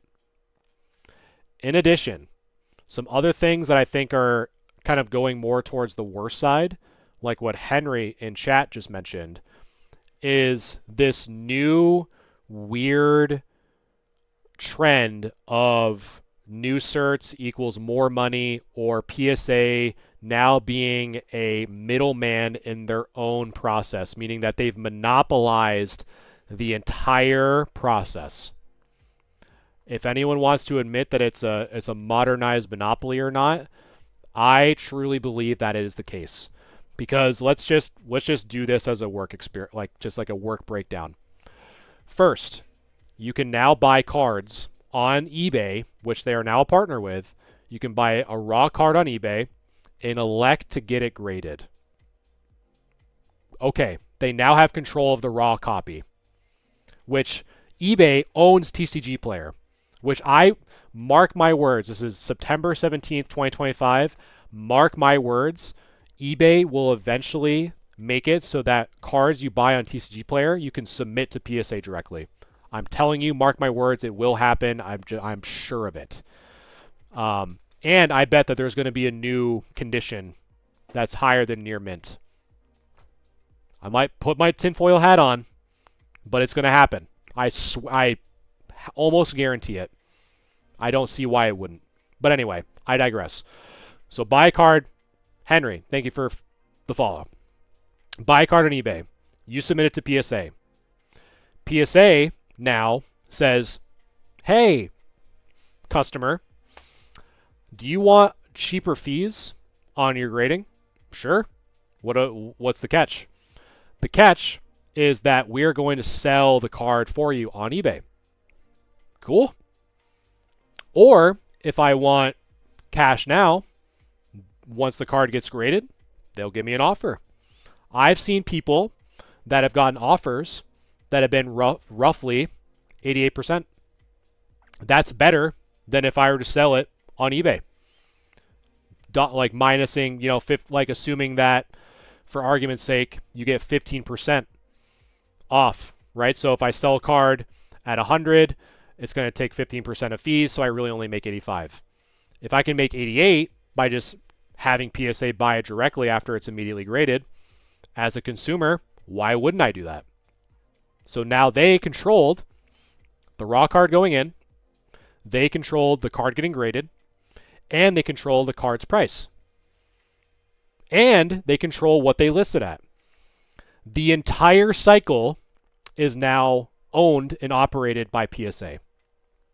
You cannot tell me, and I've actually posted this. If you guys have seen the Discord, I've actually posted this twice already, that when I do price checks on my cards, there have been instances where I see a crazy sale that's happened, right? You'll see like 250, 250, 550. It's like 550. Is that like a, sometimes like a country and like their currency makes the number inflate on alt or whatever? No, it's just PSA selling it. Like, what do you mean it's double because PSA sold it? Where all the other listings underneath it were not even double that. That's literally what I just said, Geek. You might have just come in here. It's literally a monopoly. They control the entire thing.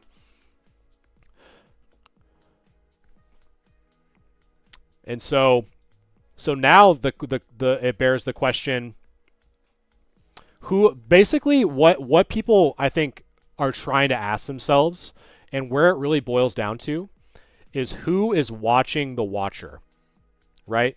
So what I mean by that is who is watching PSA to make sure that they're grading at the standards that we expected them to grade at prior to all this crap, right? So who is validating that these cards are actually worthy of the grades that they're getting? Now, that's the only thing that I will agree with. Not so much that new certs should warrant like 2x the price of an old cert. I will say that as technology evolves and as skills evolve, older cards that have older certs, if they are a newer cert, then there was more involved in the grading process, right?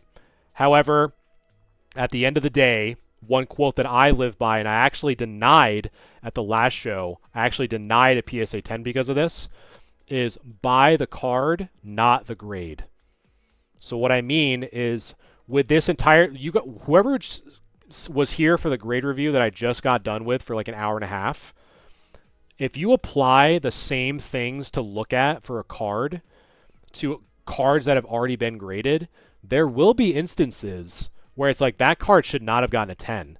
Therefore, I'm not going to buy that card, even though, like, I'm not saying that I'm like an employee of PSA, right? Because that's the argument that's completely valid, right? Because, like, I don't work for PSA. So my assessment of an already graded card should not apply. But there was an instance this last show that there was 2 distinct dirt marks on the back of a PSA 9 or a PSA 10 Gengar Mimikyu tag team. The case was scratched, but it was like a 6 cert. And I was like, I'm not going to spend $1,300 on this card that any other patron is going to critique the crap out of this card and say, oh, there's 2 dirt marks on it, I'm not buying it.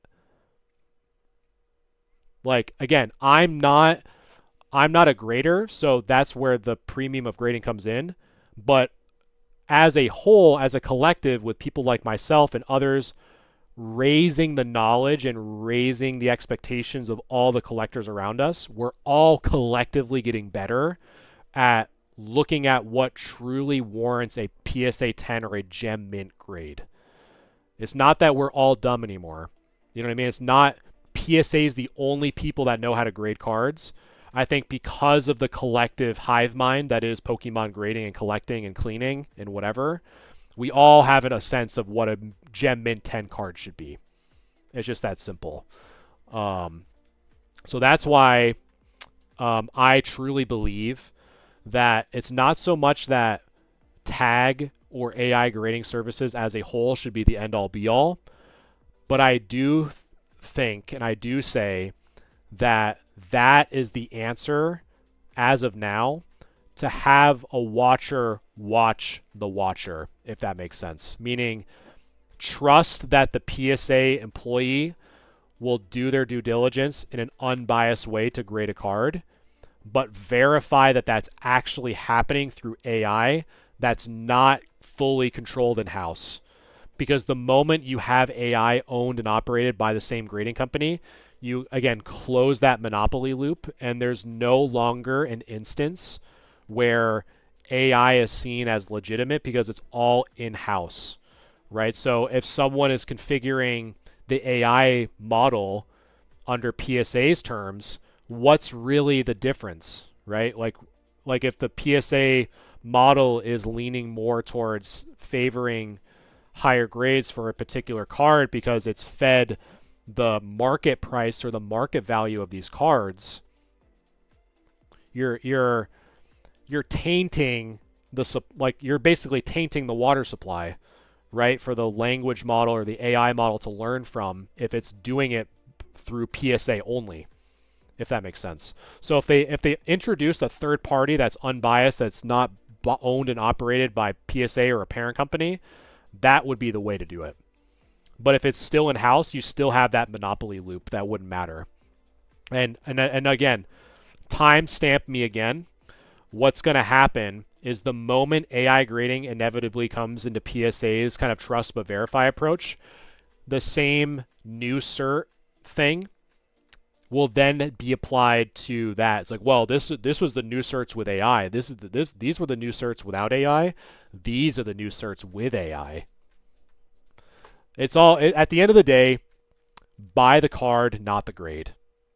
Simple. We're all smart enough to know how to look at a card. We all know what to do. That's kind of my 2 cents. So going back to this whole article with the Wall Street Journal with the funding and whatever, I just think that there's going to be a huge wave of new money coming into the hobby, and you're going to see a lot of prices go like this, and you might see some kind of go back down. Very similar to what happened during COVID. Some of those prices will still stay up, but guys, the market right now is absolutely insane, and I genuinely feel bad for the collector side of folks. Because it's just too much. Even for me, even as someone that does this as a passion side job, as a passion project, it becomes too much. It's insane. It's insane. Like all these cards that like people have wanted for forever that no one gave a crap about. Like I saw like the Umbreon Gold Star from Celebrations is like a $400 card now. That was like 5 years ago as a modern card. It's $500. And I remember buying Celebration birthday Pikachus for like $5 a piece.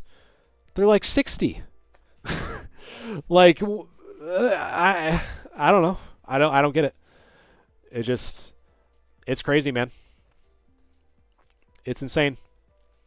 So I would just say again, without falling victim to FOMO, I like me personally, I'm more of a conservative person when it comes to like putting money where I needed to do things with. You know, at the end of the day, these are like alternative assets. They ebb and flow all the time. And at the end of the day, if someone's really struggling for money, you know, they're going to sell this stuff, but it's not going to put food, like it's different than other more conservative investment options, I guess. So just kind of like keep that, like it's super easy to be influenced by social media with all this money flying around and this is how much this has gone up, this is how much this has gone down. FOMO is a real thing, and I've talked about it in a past video. Just be careful. Just be careful to kind of follow those 4 main selling points that I talked about. You either sell, display, trade, or hold. Those are the big 4. And just be careful. Be comfortable with what you want your cards to do. If you really need the money, like what this whole Wall Street Journal article has been saying about like this hot return on investment beating the S&P 500 and all this crap, just be careful. Just like don't fall victim to FOMO. It's super easy to, it really is. And people that say, oh, I should have held on to it, at the end of the day, they really need their money. But I'm working on a video I sent to PSA, then tag, then PSA again, then tag. Interesting. Yeah, definitely post that in the Discord. If you haven't joined, Henry, the Discord is in the bio link. Ray, thank you for liking the live. Appreciate you, brother. Hey man, didn't catch my grade review live, but I ended up sending my cards in and you were spot on. Awesome, dude. That's super cool. If you haven't already, because I don't know what people's Discord names are versus their TikTok names, but definitely let me know in the collections channel in the Discord. I'd love to see them. But not much, Chris. Just kind of, I think right now, a lot of people are really frustrated with the current state of Pokemon. And just trying to just give my 2 cents on, at the end of the day, it's just all about patience, and it's really easy to get caught up in FOMO and missing out, and articles like this don't really do a good job at kind of eliminating that FOMO, because now there's going to be a ton of people who are like multi-millionaires that like invested in like those like ape NFTs and whatever. They're like, hey, sure, I have like 100,000 to burn, which is like a drop in the bucket to them. Like, why not just whatever? I don't care. I'll just burn money.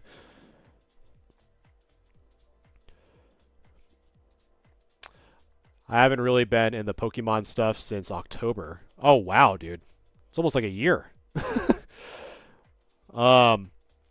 I mean, I would say if you still have your Pokemon stuff, Chris, and you've been kind of out of it for a year, I would, if you need the money or if you're looking to sell or consolidate stuff, the market is super hot right now, and it might be smart to look at options.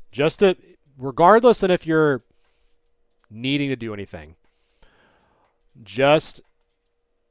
I would double check.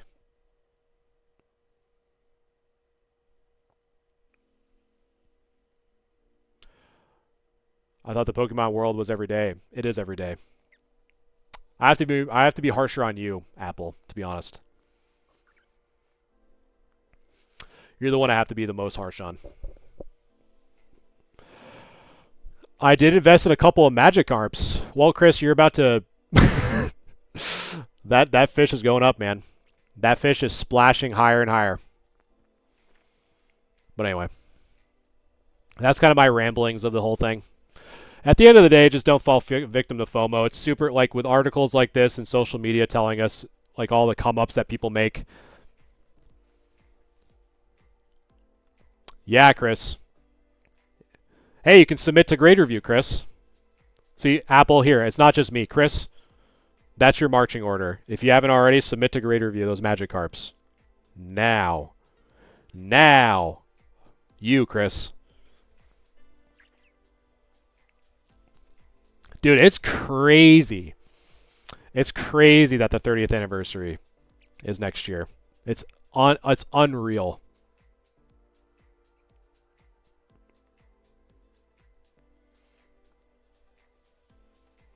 But anyway. But yeah. So just watch out for those Umbreon Gold Stars. Actually, I don't know where it is, but these were some of the ones I picked up at the last show that I think are going to do pretty well here soon. Let's see. Like these right here. Like this bad boy. The 10 Classic Charizard. And weirdly enough, it's so funny, like people like really didn't like promos, but the Mew EX promo, PSA 10. Oh my god, old sir, old sir, old sir. But again, I bought the card, not the grade. It looked good, so. Same thing here, right, chat? Ew, old sir. Old sir. Everyone disgusting, chat, huh? Look at that. Disgusting old sir. Ew. Disgusting. What else? What else did I pick up? Ah, these are the other ones that I like. The regular Vs from Evolving Skies. It's not all about just the Moonbryon, chat. Look at that. Nooser, too. Yeah, we're cooked, J-Man. We are cooked. Just don't fall victim to FOMO. That's my really quick answer. Don't fall victim to FOMO and PSAs in a Monopoly. What else do I got up here, chat? Oh, I gotta do a giveaway here soon. I'm thinking about giving this away, chat. What do you think? Thoughts? Look at EOS CGC slab. I got it super cheap. That's the only reason why I have it. But look at that. Japanese promo Pikachu. Wowzers. I might do a, I don't know if you guys have saw the video I posted about the Pokemon trolley. It was a good one. But that did numbers on Instagram, so I'm going to show my appreciation by doing a giveaway here soon. So make sure you're tuned in for that. Can we play the Pokemon game before you leave tonight? Are you talking about the... Yes. You're talking about the this one. Alright, chat, you know the vibes. Guess that Pokemon, I already know it's Tangela.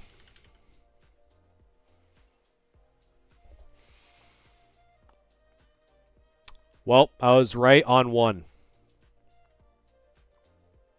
As long as we don't get over 5. So it's a monotype. And it's higher than a stage 1. Monotype higher than a stage 1. I'm doing... It's not blue. I'm doing Charmeleon.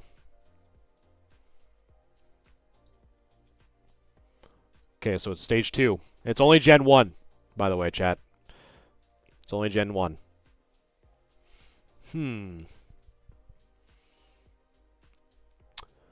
Monotype stage 2. I'm not consulting the wall, chat. Not right now. I'm not consulting the wall.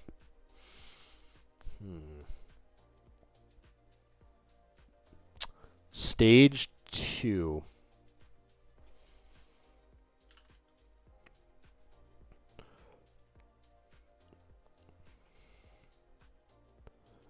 So it's as tall as a Dugtrio. Voltorb is stage 1. Because Voltorb stage 1 and then Electrode stage 2. So it's as tall as a Dugtrio as a monotype.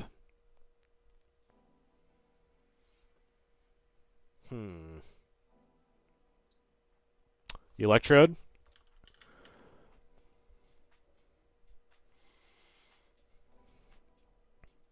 Nope. Electrode is taller than the Dugtrio. So it's not urban, in a cave, or in a mountain. So I'm thinking a water type. Seadra? But it's not blue. Or no, right?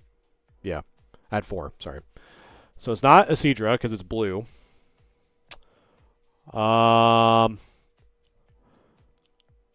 Venomoth is bug poison. Weeping Bell and Gloom are also grass poison. It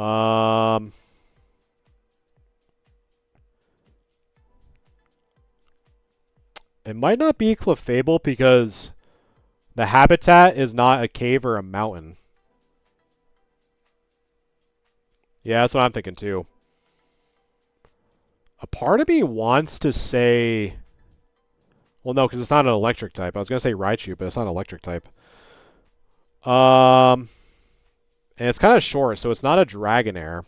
Because Dragonair would be way taller than a Dugtrio.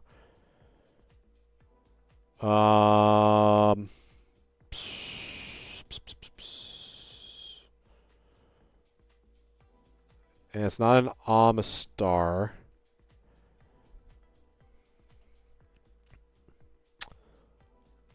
Pidgeotto, yeah, could maybe, right? Not in grass. Oh, grasslands, yeah. Unless Pidgeotto is seen as in the forest and not grasslands. I'm actually I'm gonna try that. But no, is Pidgeotto a normal flying though? I think it is. I like your Starmie because that's purple. Oh, Water Psychic. Yeah, I forgot about that. It's Water Psychic. I forgot about that. Because I want to say Pidgeotto is a normal flying. Yep. But forest is, so it's a forest. So that would be would it be Metapod?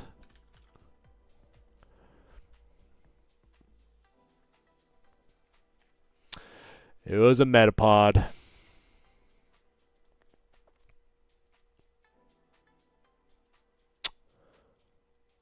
That is Growlithe, right? That to me looks like a Growlithe.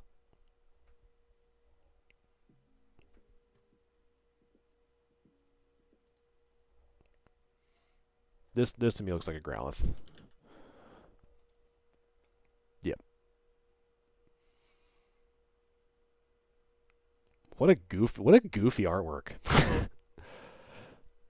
All right, a host parasite pair in which the parasite mushroom has taken over the host. Prefers damp places. So that's either a Paras or a Parasect. Nice, so 50-50. That to me looks like a Raichu foot. Or a seal. I'm going to say Raichu. Dang it.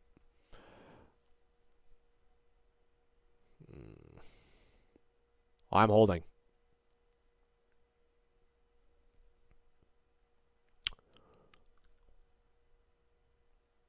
It wouldn't be a seal, would it? Oh, it would be a seal. Look at that. It was a seal. That is a Raichu. It was a seal.